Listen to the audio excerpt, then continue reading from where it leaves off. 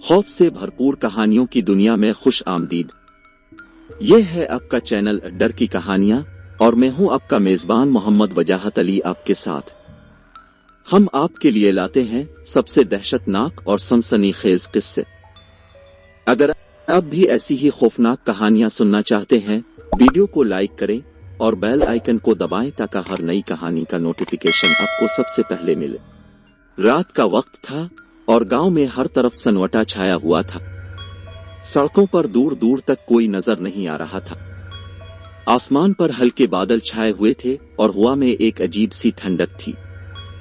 रोशनी सिर्फ चांद की मध्यम किरणों से आ रही थी, जो कभी कभार बादलों के पीछे छप जाती थी।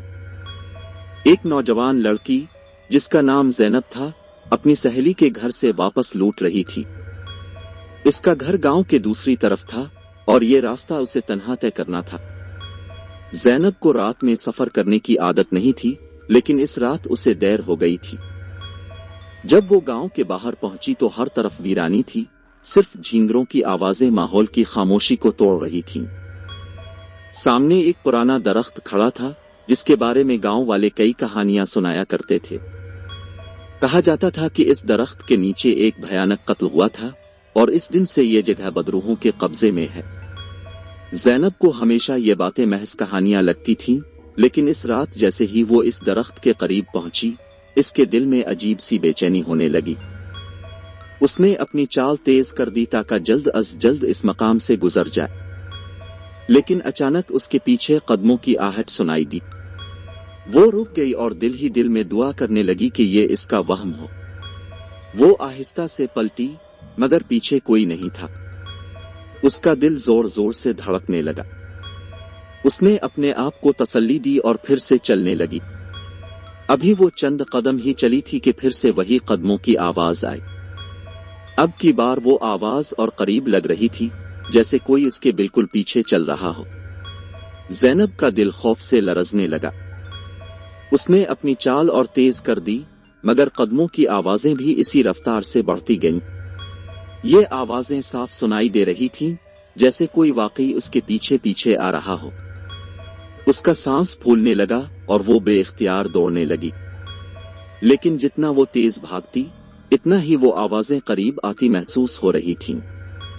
अचानक हवा का एक तेज झोंका आया और वो दरख्त के नीचे जाकर रुक गई। अचानक उसे अपने कंधे पर किसी का ठंडा हाथ महसूस हुआ। इसके जिस्म में खौफ की एक लहर दौड़ गई। ज़ैनब ने कांपते हुए पलट कर देखा। वहां एक लंबा साया खड़ा था, धुंध में लिपटा हुआ, जिसकी आंखें सुर्ख चमक रही थीं। साया धीरे धीरे इसकी तरफ बढ़ने लगा। ज़ैनब ने खौफ से कांपते हुए पीछे हटने की कोशिश की, मगर उसकी टांगें सुआन हो चुकी थीं। साया और करीब आया और सरगोशी में बोला, यहाँ कोई नहीं बचता, तुम भी नहीं बचोगी। ये अल्फाज सुनकर ज़ैनब की चीख निकल गई। उसने बेतहाशा भागने की कोशिश की, मगर उसके कदम जैसे मन के हो चुके थे। बमुश्किल वो अपने गांव तक पहुंची और गिरते पड़ते अपने घर के दरवाजे पर दस्तक दी। इसके वालिदैन ने दरवाजा खोला तो ज़ैनब बेहोश हो चुकी थी। जब गांव वालों को इस बात का इल्म हुआ तो सब परेशान हो गए। अगले दिन गांव के बुजुर्गों ने ज़ैनब को देखने आए। उन्होंने बताया कि कई साल पहले इस दरख्त के नीचे एक नौजवान लड़की का बेरहमी से कत्ल किया गया था और तब से इसकी रूह वहां भटकती है। जो भी रात के वक्त वहां से गुजरता है, वो उसे डराकर पागल कर देती है। ज़ैनब इस रात के बाद कभी नॉर्मल नहीं हो सकी।